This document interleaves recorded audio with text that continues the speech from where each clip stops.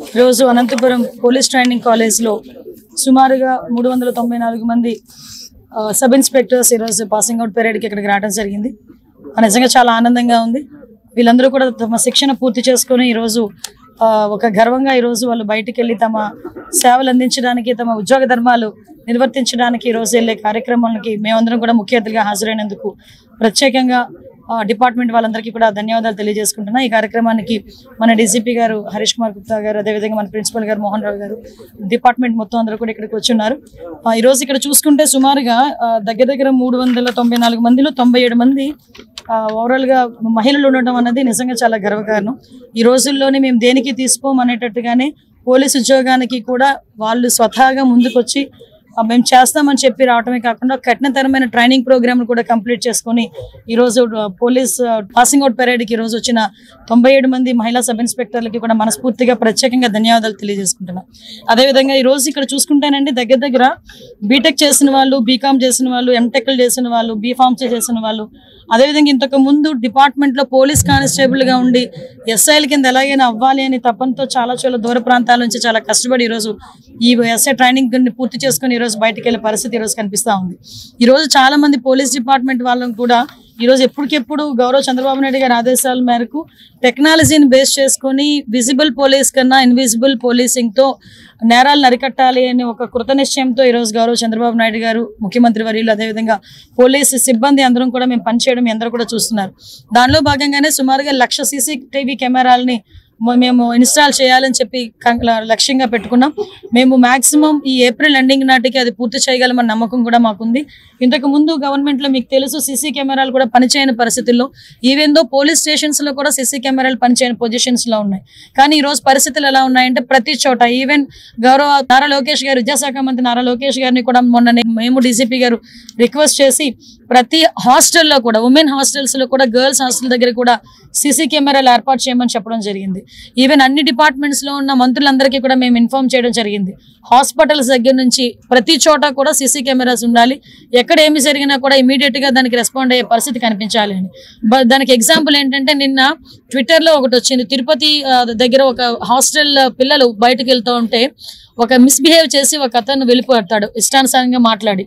So immediate గా అక్కడ near by ఒక పోలీస్ అక్కడ నియర్ బై ఒక ఇంటి దగ్గర సీసీ కెమెరాలు అది క్యాప్చర్ చేసుకుని ఒక అన్నోన్ పర్సన్ మాకు ట్వీట్ పెట్టాడు.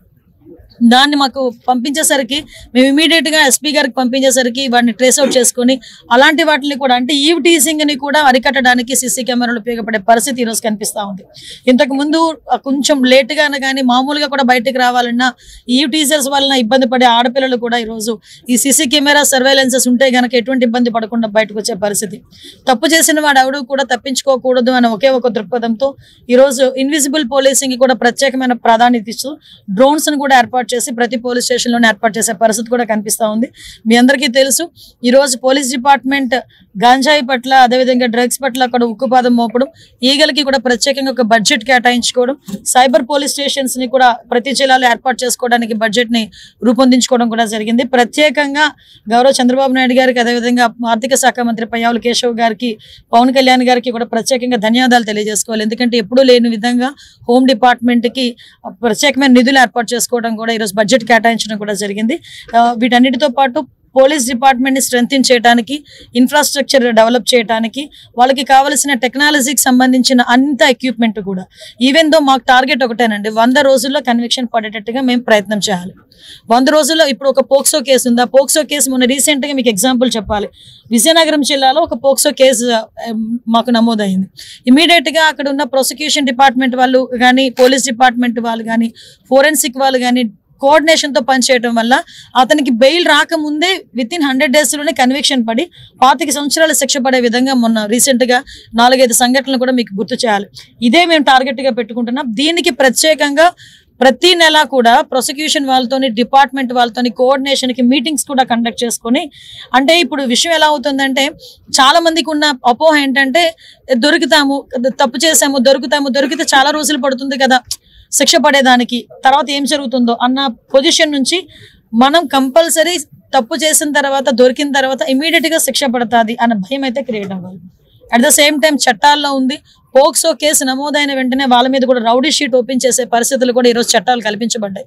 దాన్ని బేస్ చేసుకొని కూడా ఆడపిల్లల మీద అఘాయిత్యాలు తెగబడిన వాళ్ళు ఎవరైనా ఉంటాయి కూడా వాళ్ళ మీద ఇమీడియట్ గా కేసు ఫైల్ చేయడమే కాకుండా వాళ్ళ మీద రౌడీ షీటర్లు కూడా ఓపెన్ చేసే పరిస్థితి కూడా కనిపిస్తా ఉంది.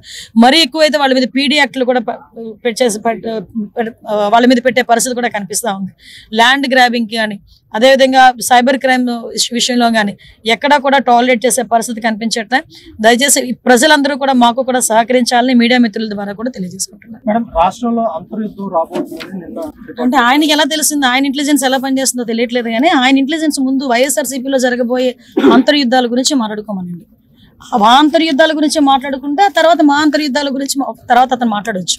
కానీ ఒకటి మాత్రం క్లియర్ గా చెప్తున్నానండి, నాకు నోరుంది కదా నోటికి వచ్చినట్టు మాట్లాడేస్తాను అని అనుకోవడానికి ఇంతకు ముందు గవర్నమెంట్ కాదు, ప్రజల్ని రెచ్చగొట్టే విధంగా మాట్లాడడం కానీ సమాజంలోని ఇబ్బందులు పడే విధంగా సమాజంలో ప్రజలు కూడా ఇబ్బంది పడే విధంగా కనుక మాట్లాడే పరిస్థితి ఉంటే కనుక వాళ్ళ మీద ఎట్టి పరిస్థితి చట్టపరమైన చర్యలు తీసుకోవడానికి ఎక్కడా కూడా బ్యాక్ స్టెప్ వేసే పరిస్థితి అయితే ఉండదు. ఒకటి మాత్రం చాలా క్లియర్గా గుర్తుంచుకోవాలి, ఇది మీ గవర్నమెంట్ కాదు. నోటికి వచ్చినట్టు బూతులు మాట్లాడతాము, నోటికి వచ్చినట్టు ఏది మాట్లాడినా చెల్లుబాటు అయిపోతుంది, మమ్మల్ని ఎవడ ఏమి చేయలేడు అనుకునే గవర్నమెంట్ కాదు. ఇది ఎన్డీఏ గవర్నమెంట్. ఎన్డీఏ గవర్నమెంట్లో తప్పు చేసిన వాడు ఎవడైనా కూడా శిక్ష ఒకలాగే ఉంటుంది. నువ్వు నోటికి వచ్చినట్టు రెచ్చగొట్టే విధంగా మాట్లాడతాము, దానికి మాకు సంబంధం లేదు, మీరు మమ్మల్ని ఏమి చేయలేరంటే కనుక ఊరుకునే ప్రసక్తి అయితే ఉండదు. లీగల్గా అడ్వైస్ తీసుకుంటాము, డెఫినెట్గా చట్టపరమైన చర్యలు అయితే తీసుకుంటాం. అంటే దాని గురించేనే రీసెంట్గా గౌరవ చంద్రబాబు నాయుడు గారితో ఒక మీటింగ్ కూడా ఏర్పాటు చేసుకోవడం జరిగిందండి. పీపీలు ఏపీపీలు మొత్తం అన్ని కూడా మేము అన్ని ఫిల్ చేసుకోవటం ఒక ఎత్తు అయితే, ఈ ప్రాసిక్యూషన్కి సంబంధించి ఎవిడెన్స్ సబ్మిట్ చేయడంలో ఫోరెన్సిక్ డిపార్ట్మెంట్ కూడా లేట్ చేయకుండా వితిన్ 5 daysలోనే ఫోరెన్సిక్ రిపోర్ట్ ఇవ్వడానికి కానీ డాక్టర్స్ దగ్గర నుంచి ఓన్ సర్టిఫికేట్స్ రావడం కానీ ఇవన్నీ కూడా మేము టార్గెట్ పెట్టుకున్నామండి. ఈరోజు 100 రోజుల్లో కన్విక్షన్ పడాలి అని మేము టార్గెట్ పెట్టుకున్నాం. ఆ టార్గెట్ ఫుల్ఫిల్ అవ్వడానికి మా ఇన్ఫ్రాస్ట్రక్చర్ మేము డెవలప్ చేసుకుంటున్నాం. At the same time legal టీమ్ని కూడా మేము కొంచెం స్ట్రెంథెన్ చేసుకునే పరిస్థితులు మేము ఈరోజు ఉన్నాం. అంటే స్క్రిప్ట్ ఎవరిది చదివినా శిక్ష అయితే అతనికే కదా పడుతుంది. అనుభవించే రాజు ఆయనే కదా, అది వేరే కదా. అది ఏదైనా చదవచ్చు, కానీ అనుభవించే రాజు ఆయనే కదా అవుతున్నాడు. ఓకేనండి, నేను ఒకటి అడుగుతున్నానండి మిమ్మల్ని, డైరెక్ట్ క్వశ్చన్. పోసాని మాటల్ని టాలరేట్ చేసి అయ్యో పాపం అనుకునే ఒక్క మనిషిని తీసుకురండి, మేము ఆలోచిస్తాం ఒకసారి మాట్లాడడానికి. పోసాని మాటలు ఇష్టానుసారంగా మాట్లాడిన తర్వాత సభ్య సమాజం తలదించుకునే విధంగా సాధారణంగా అనకూడదు కానీ ఇల్లిటరేట్స్ కూడా అలాంటి మాటలు మాట్లాడుకోరు. సో అవతల వాళ్ళకి మనోభావాలు దెబ్బతిన్నాయి, వాళ్ళ ఆత్మగౌరవాలు దెబ్బతిన్నాయి. పోలీస్ కేసు పెట్టారు, యాజ్ పర్ లా మేము వెళ్ళాం. ఇందులోని టార్గెటెడ్ ఏముంది? వాళ్ళు ఏం మాట్లాడలేదా? వాళ్ళు అటువంటి కామెంట్స్ చేయలేదా? మరి ఇంతకు ముందు మా మీద కేసులు పెట్టిన కేసులని ఎప్పుడు అండి? చంద్రబాబు నాయుడు గారికి మీద కేసు పెట్టారు కదా, అది ఎప్పుడు? అది 53 రోజులు తైల్లో పెట్టారు చంద్రబాబు నాయుడు గారిని తీసుకెళ్లి ఆ రోజు. అంటే ఒకటి ఎప్పుడు కాదు, మాకు మాకు కేసు వచ్చింది, మేము యాక్షన్ తీసుకోవాలి, డెఫినెట్ గా తీసుకుంటాం. మేము కూడా అంటే విషయం ఏంటంటే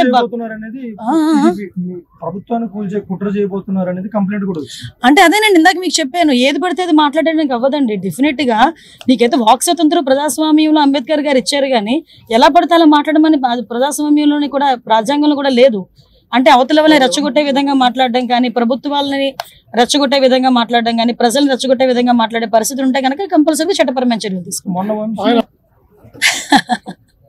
రెడ్ బుక్ పరంగా మేము వెళ్ళాలి అనుకుంటే ఈరోజు వైఎస్ఆర్సీపీ నాయకులు ఎవరు రోడ్ల మీద తిరగరండి. దయచేసి మీరు కూడా అర్థం చేసుకోవాలి, మేము యాజ్ పర్ లా వెళ్తున్నాము, యాజ్ పర్ వాళ్ళు ఎవరైనా కంప్లైంట్ ఇస్తే కంప్లైంట్ బేస్ చేసుకొని వెళ్తున్నాము. పోసాని గారి మీద సుమారుగా 17 కేసులు, దగ్గర 17 కేసులు రాష్ట్రం మొత్తం మీద 17 కేసులు ఫైల్ అయి ఉన్నాయి. వంశీ మీద ఎన్ని కేసులు ఫైల్ అయి ఉన్నాయి మీకు తెలుసు, ఈ రోజుకి కూడా ఏ కేసులు ఫైల్ అయినాయి మీకు తెలుసు. ఇందులోని కక్షపూరితంగా ఎన్డీఏ గవర్నమెంట్ చేయాలి అనుకుంటే వైఎస్ఆర్సీపీ నాయకులు ఎవరు కూడా బయటికి తిరగలేరు. కానీ మేము ఆ కక్ష సాధింపు ధోరణిలోకి వెళ్ళలేదు. అలాగని తప్పు చేసిన వదిలిపెట్టే ప్రసక్తి లేదు. తప్పు చేసిన వాడికి శిక్ష పడాలి, లేకపోతే భయం ఎలా ఉంటుంది? ఉండాలి కదా, భయం ఉండాలి కదా.